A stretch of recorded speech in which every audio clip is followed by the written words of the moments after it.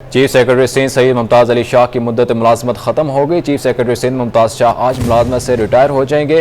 विफाक और सिंध सरकार नए चीफ सेक्रेटरी की नामजदगी न कर सके।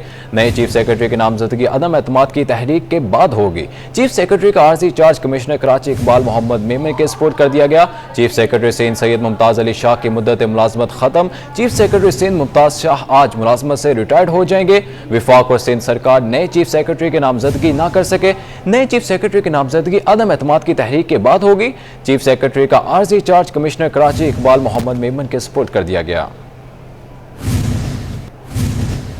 महकमा तालीम सिंध ने रमजान मुबारक में स्कूलों के औकात जारी कर दिए। प्राइमरी स्कूल पहली शिफ्ट 7:30 से 11:30 तक होगी। मजीद देखिए इस रिपोर्ट में।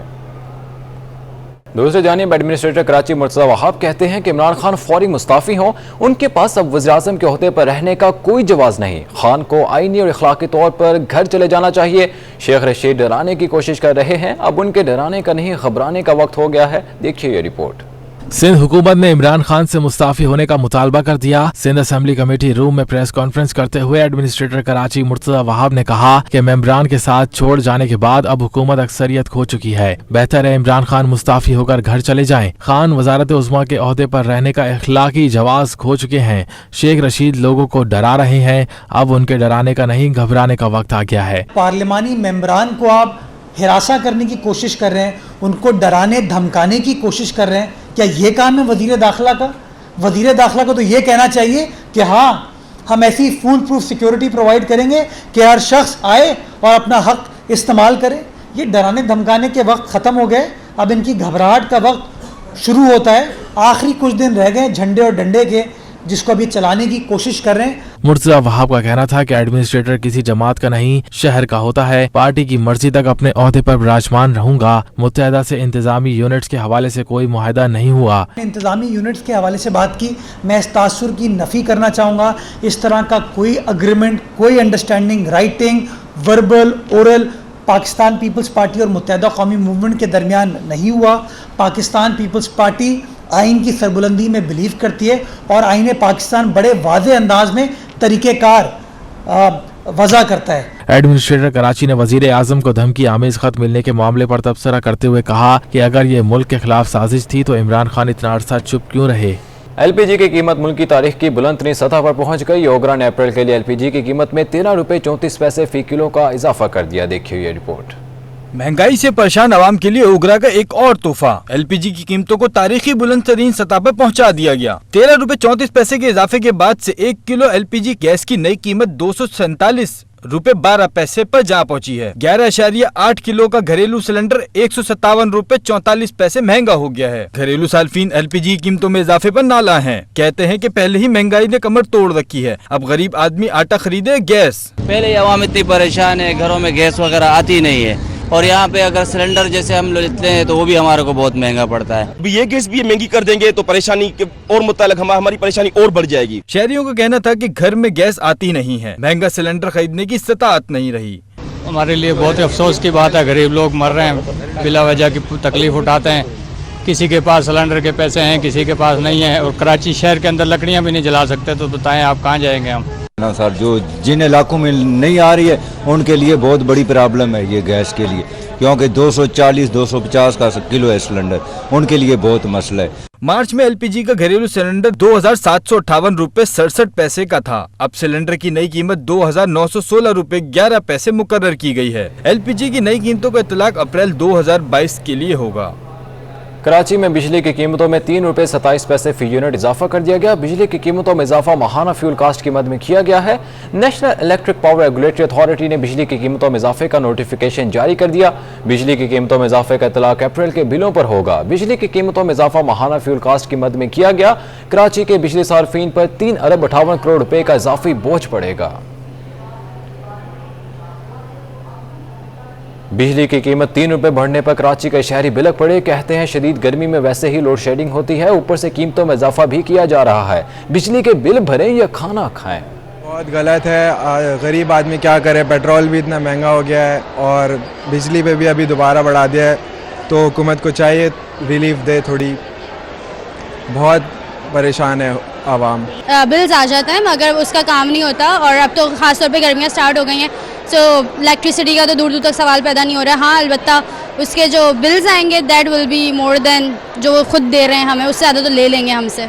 बिजली का तो खैर कुछ पता होता नहीं है और फिर लाइट भी होती नहीं है ज़रूरत, और फिर जितनी लाइट आती नहीं है उससे ज़्यादा तो जाती है। और फिर गर्मियों में जो है मोस्टली बहुत सारे घर ऐसे भी होते हैं जो यूपीएस जनरेटर या सोलर वगैरह अफोर्ड नहीं कर सकते। तो हमारी गवर्नमेंट को चाहिए कि इस सिलसिले में ज़रा आवाम को रिलीफ दे और जो है हमें ज़रा बिजली के बिल की जो है वो रेट जो है वो ज़रा कम करे और हम लोगों को ज़रा रिलीफ दे। बिजली का बिल आ जाता है और बिजली आती नहीं है असल में, तो हम लोग फिर भी मैनेज कर लेते हैं आई थिंक। बट बहुत सारे लोग हैं जो कि नहीं कर पाते, बहुत सारे सुसाइड कर रहे हैं और चीज़ें हो रही हैं, तो ये सब कुछ नहीं होना चाहिए, कुछ हुकूमत को करना चाहिए और मुझे लगता है इमरान खान करेंगे, मगर अब देखें बस अल्लाह करे कि बेहतरी आए और पाकिस्तान एक अच्छा मुल्क बने। बस पावर प्लांट्स हमारे ऑयल्स वगैरह परचेज कर रहे हैं, उसके ऊपर लाजमी बात है कि टैरिफ फिर बढ़ के ही मिलता है नेपरा की तरफ से। इस महंगाई के दौर में अवाम अब कहाँ जाए, आप खुद बताएं कि इलेक्ट्रिक ने अपनी कीमतें बढ़ा दी हैं, बिजली की, इसमें पेट्रोल की कीमतें दिन ब दिन बढ़ती जा रही है। अब हम क्या करें इस महंगाई के दौर में? तो हमारी तो भाई हम उम्मीदें लगा के थक गए कि भाई कब कीमतें कम होंगी, कब ये लोड शेडिंग भी करेंगे, कीमतें ही बढ़ाएंगे। अब इस हाल में हम क्या करें भाई, समझ में नहीं आता। अल्लाह मालिक है, इस कौम का अल्लाह मालिक है, इस मुल्क का अल्लाह मालिक है। बस एक चीज़ होनी चाहिए हुकूमत की तरफ से, हर बंदे की जो सैलरीज हैं उनको बढ़ा देनी चाहिए जी। यही आवाम को ज़ाहिर है बहुत ही परेशानियों का सामना करना पड़ा। जाहिर सी बात है रमज़ान शुरू होने वाले, रोज़े रखकर लोग बहुत जाहिर सी बात है गर्मी भी इंतहा की होती है। हम जानते हैं कि गर्मी किस तरह अभी से ही पड़ना शुरू हो गई है। तो ऑफकोर्स जब लाइट नहीं होगी तो हर इंसान को, बूढ़े छोटे बच्चे सब लोगों को काफ़ी परेशानियों का सामना है। तो इलेक्ट्रिक्स को इस पर ज़रा फोकस करना चाहिए इन मसले मसाइल पर। रमजान से कबल ही बाजारों में महंगाई का राज है। होलसेल की सतह पर ग़िज़ाई अजनास की कीमतों में एक हफ्ते के दौरान 5 से लेकर 20 रुपए तक का इजाफा हो गया।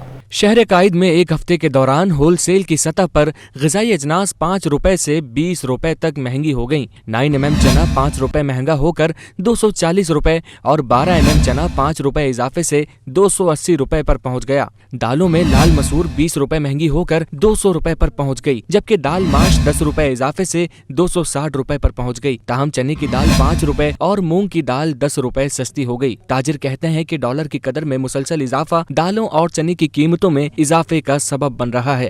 बुनियादी वजूहत ये है कि माल पीछे है नहीं, वो डॉलर बढ़ने से वो जो चना आ रहा था, अपना मसूर आ रहा था जो फॉरेन कंट्रियों से, तो उसमें ये इसका दालों का रेट बढ़ा है। शहरियों का कहना है कि महंगाई इतनी हो गई है कि दाल खाना भी मुश्किल हो गया है। गरीब आवाम के लिए तो बहुत महंगी है, हम लोग अभी क्या कर मजबूरन खरीदना पड़ता है। अभी हम लोग नीमागड़ी से पूछते तरह कीमत कम हो रहा ही नहीं है, उसी जगह में रुका हुआ है।